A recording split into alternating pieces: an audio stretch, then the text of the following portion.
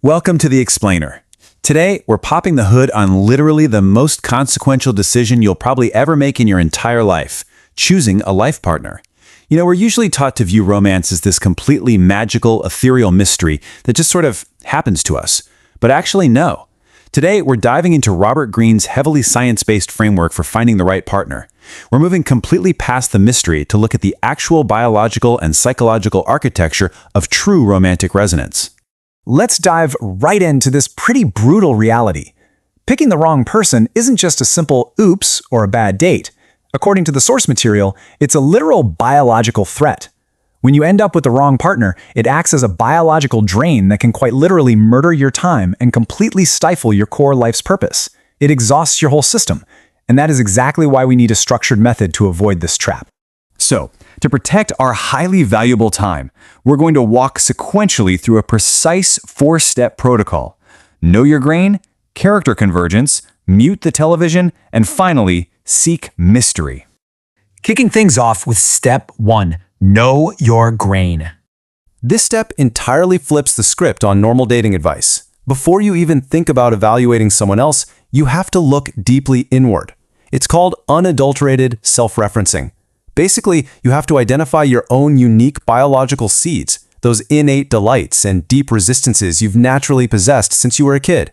They are what dictate how you fundamentally operate in the world. You simply have to know your base nature.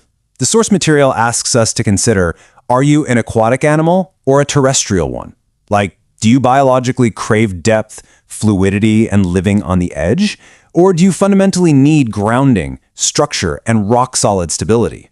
So you really have to ask yourself, are you an amphibian trying to fly? Because, spoiler alert, that really doesn't end well. If you force yourself into a relationship that wildly contradicts your base biological nature, you are writing a guaranteed recipe for visceral misery. You just cannot fake your own nature for a lifetime. Moving right along to step 2, character convergence. Okay, once you actually know your own nature, you have to test for a real, deep-level meshing of energies with another person.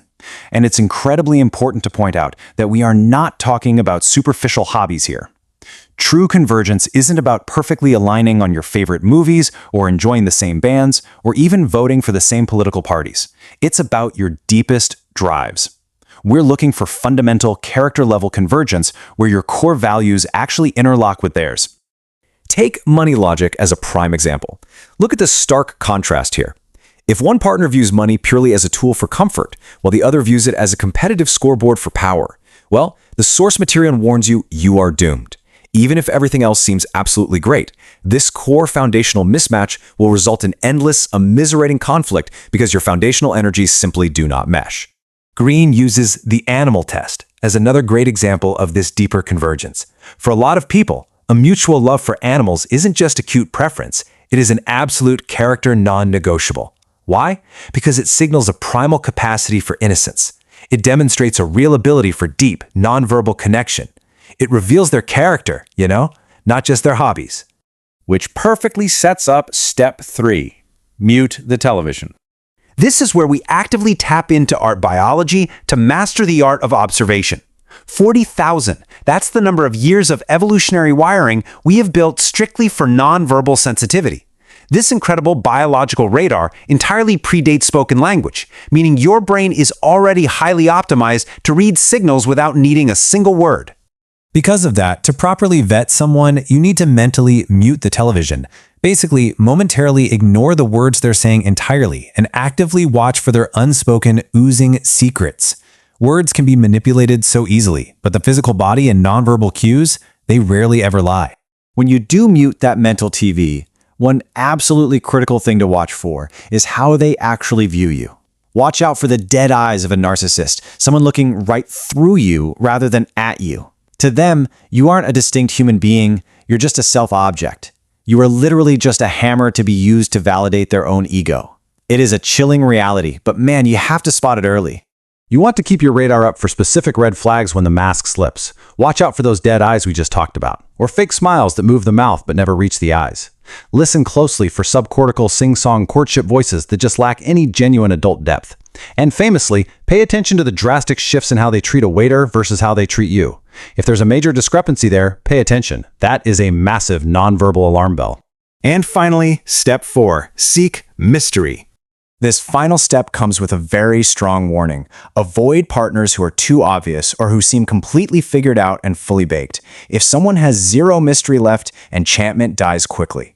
Enchantment ends the exact moment surprise ends. You really need to find someone with unknown corners so you can continue to forage the fascinating landscape of life together as you both evolve. Because a healthy, truly resonant relationship naturally evolves through distinct stages. It starts with that beautiful initial enchantment, moves continuously through the discovery of those hidden corners, involves active foraging of the life landscape together, and ultimately culminates in reaching the highest possible state, the love sublime.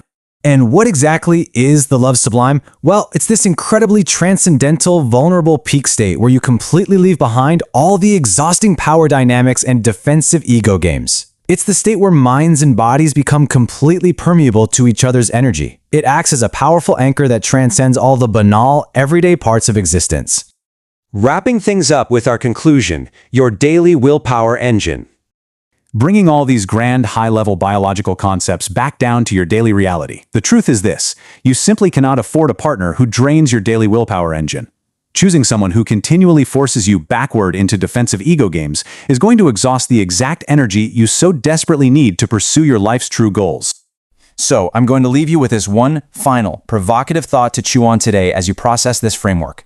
As you look inward at your own grain and outward for that true character convergence and love sublime, ask yourself, what is the one character trait you simply will not compromise on?